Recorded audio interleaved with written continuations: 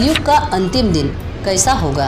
दोस्तों, हमारे हिंदू धर्म ग्रंथों में 4 युगों का वर्णन मिलता है। सतयुग, त्रेता युग, द्वापर युग और कलयुग। शास्त्रों में कलयुग के बारे में बताया गया है कि इस युग को अंधकार युग के नाम से भी जाना जाएगा और इस अंधकार युग में इंसान, प्रकृति और वायु में ऐसे परिवर्तन आने लगेंगे जो इन चारों युगों में सबसे खतरनाक और भयावह होंगे। इस युग के अंत में प्रलय का वर्णन मिलता है, जिसके अनुसार विशाल समुद्र की लहरें पूरी धरती को अपने चपेट में ले लेंगी। चारों ओर ज्वालामुखी फटने लगेंगे और धरती कांप उठेगी। पेड़ पौधे और इमारतें टूटकर बिखर जाएंगे। इस दर्दनाक हादसा को देखकर धरती के हर प्राणी की रूह कांपने लगेगी। पुराणों के अनुसार त्रेता युग खत्म होने के बाद जब कलयुग की शुरुआत हुई और मनुष्यों और प्रकृति में बदलाव आने लगे, तब यह भविष्यवाणी की गई कि इस युग का अंतिम दिन कैसा होगा। कलयुग के अंतिम समय में क्या क्या होगा। धरती पर कलयुग का अंत कब होगा। कलयुग में कितने दिन शेष है और कौन है कलयुग का देवता। कलयुग में किसका राज है और कलयुग में कौन सी देवी जीवित है। दोस्तों, इन्हीं सभी सवालों के जवाब हम सनातनी टेल्स चैनल की इस वीडियो में विस्तार से जानेंगे। वीडियो को शुरू से अंत तक जरूर देखिएगा और आपसे छोटा सा निवेदन है कि इस वीडियो को लाइक जरूर कर लीजिए और यदि आप चैनल पर नए हो तो चैनल को सब्सक्राइब अवश्य कर लीजिए। साथ ही कमेंट में जय श्री कृष्णा और जय जगन्नाथ अवश्य लिखिए। चलिए जानते हैं। दोस्तों, कलयुग के अंतिम दिन की जानकारी सुनकर आपके पैरों तले की जमीन खिसक जाएगी, जो शायद ही आपने कहीं पढ़ा या सुना होगा। उसके बाद हम आपको मनुष्य जाति में आने वाले उन बदलावों को बताएंगे जो कलयुग के अंत का सूचक होगा और अंत में आप भगवान विष्णु के उस अवतार के बारे में जानेंगे जो कलयुग में जन्म लेंगे और पाप का अंत करेंगे। दोस्तों, सबसे पहले हम आपको कलयुग का वो अंतिम दिन जिस दिन सृष्टि पर प्रलय आएगा उसे बताते हैं। उसके बाद कलयुग के अंतिम दिनों में क्या क्या देखने को मिलेगा उसे बताएंगे। दोस्तों, कलयुग के अंतिम दिनों में पृथ्वी का जलमग्न होना एक अत्यंत विनाशकारी और भयानक दृश्य होगा। जब यह समय आएगा तब चारों ओर प्रकृति के प्रकोप का अकल्पनीय तांडव देखने को मिलेगा।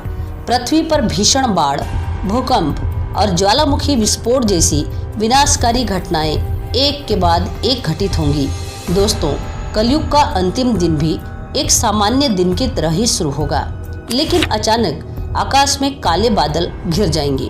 बारिश की तेज बौछारें हर तरफ होने लगेगी। लगातार बारिश से देखते ही देखते नदियां उफान पर आ जाएगी। समुद्रों और नदियों का जल स्तर अचानक बढ़ने लगेगा।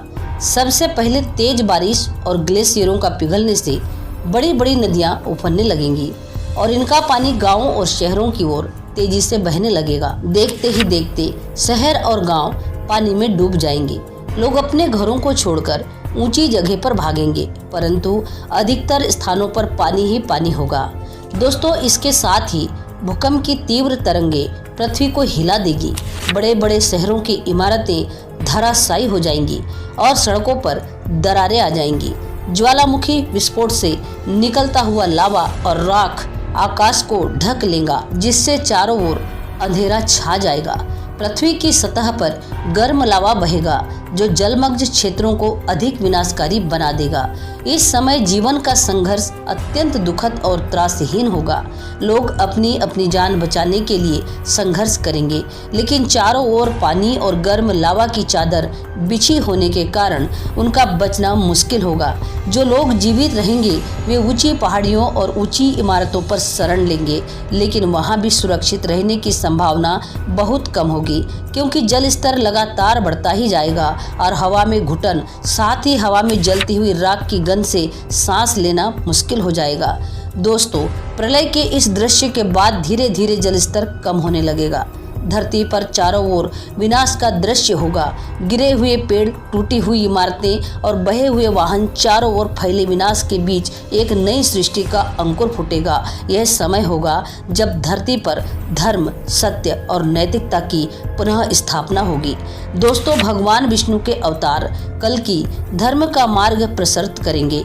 पृथ्वी का जलमग्न एक भयावह घटना होगी जो पुराने युग का अंत और नए युग का आरंभ कर देगी। इस विनाशकारी घटना के बाद धरती पर एक नया युग आएगा। वह युग धर्म, शांति और श्रद्धा का प्रतीक होगा। दोस्तों, भागवत पुराण में कलयुग के अंत का वर्णन इस प्रकार किया गया है। कलयुग के अंत में जब तीनों उच्च जातियों के निवास पर भी भगवान के विषय पर कोई चर्चा नहीं होगी और जब शासन की शक्ति समाज के निचले तबके जैसे अपराधी, धोखेबाज और हत्यारे या उनके द्वारा चुने गए मंत्रियों के हाथों में स्थानांतरित हो जाएंगे, तब पाप अपने चरम पर पहुंच जाएगा। उस समय भगवान कल्कि सबको दंड देने के लिए धरती पर प्रकट होंगे। दोस्तों, अब बात करते हैं कि कलयुग के अंतिम दिनों में क्या क्या देखने को मिलेगा। दोस्तों, लेकिन अभी तक आपने वीडियो को लाइक नहीं किया है तो प्लीज़ दोस्तों वीडियो को लाइक करके चैनल को सब्सक्राइब अवश्य कर लीजिएगा। दोस्तों, कलयुग के इतने कम वर्षों में देखने से ऐसा लगता है जैसे पाप अपनी चरम सीमा पर आ गया है, लेकिन जब भयंकर युग आएगा तब स्थिति और भी भयानक होगी। उस समय धरती पर अम्ल वर्षा अर्थात एसिड रेन होगी, जिसके कारण फसलें, पेड़ पौधे और जीव जंतु खत्म हो जाएंगे। विष्णु पुराण में बताया गया है कि कलयुग का अंत नजदीक आने पर मनुष्य की आयु 100 साल से घटकर 20 साल रह जाएगी। यानी 20 वर्ष की आयु में समय आने पर इंसान मृत्यु को प्राप्त हो जाएगा। आयु 12 वर्ष होने पर बाल सफ़ेद होने लगेंगे, शरीर कमजोर हो जाएगा और प्रकृति इतनी गर्म रहेगी कि संतान उत्पत्ति में समस्या होने लगेगी। प्रकृति में होने वाले बदलावों की वजह से संतान विकलांग पैदा होने लगेंगे और मनुष्य में जीवित रहने की इच्छा का नाश होता नजर आएगा। दोस्तों, भागवत पुराण के अनुसार इस युग में शास्त्रों और वेदों का पालन कोई नहीं करेगा। लोगों के अंदर दया, करुणा जैसी भावनाएं नहीं होगी, जिस वजह से पूजा पाठ, व्रत, उपवास आदि धार्मिक कथाओं को कोई नहीं मानेगा। भविष्य मलिका के अनुसार कलयुग में विवाह को समझौते के रूप में देखा जाएगा। इस युग में पुरुष से पुरुष ही विवाह करने लगेंगे, महिलाएं आपस में विवाह करने लगेगी, भाई बहन का भी आपस में विवाह होने लगेगा। दोस्तों, अब हम आपको बताएंगे कि इस युग का अंत कैसे होगा। जब कलयुग के 5000 साल पूरे हो जाएंगे तब गंगा नदी सूख जाएगी और फिर से देव अपने लोक लौट जाएंगे। कलयुग के 10,000 वर्ष पूरे होने पर सभी देवी देवता पृथ्वी छोड़कर अपने धाम को वापस चले जाएंगे, जिस वजह से इंसान धर्म, कर्म, दान, व्रत, उपवास ऐसी धार्मिक काम करना बंद कर देंगे। जमीन से अन्न पैदा होना बंद हो जाएगा और खाने के लिए लोग आपस में ही लड़कर मर जाएंगे। कलयुग के अंतिम समय में लगातार बहुत वर्षा होगी, जिससे चारों तरफ पानी ही पानी हो जाएगा। ब्रह्म वैवर्त पुराण में कलयुग के अंत का वर्णन करते हुए लिखा गया है कि कलयुग का अंत आने पर भयंकर प्रलय होगा। उसकी महाप्रलय में धरती के हर पशु पक्षी का नाश हो जाएगा और यही दिन होगा कलयुग का अंतिम दिन। दोस्तों, शास्त्रों के अनुसार जिसके बाद 1,70,000 वर्षों का संधिकाल शुरू होगा।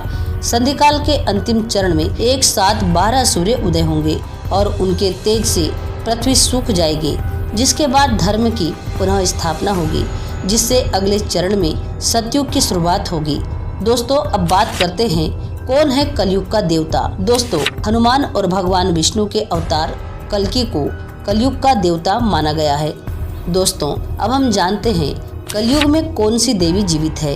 तो हम आपको बता दें कि कलयुग में महाकाली देवी जीवित है। वीडियो कैसी लगी कमेंट में जरूर बताना और वीडियो अच्छी लगी हो तो वीडियो को लाइक, शेयर और सब्सक्राइब अवश्य करना।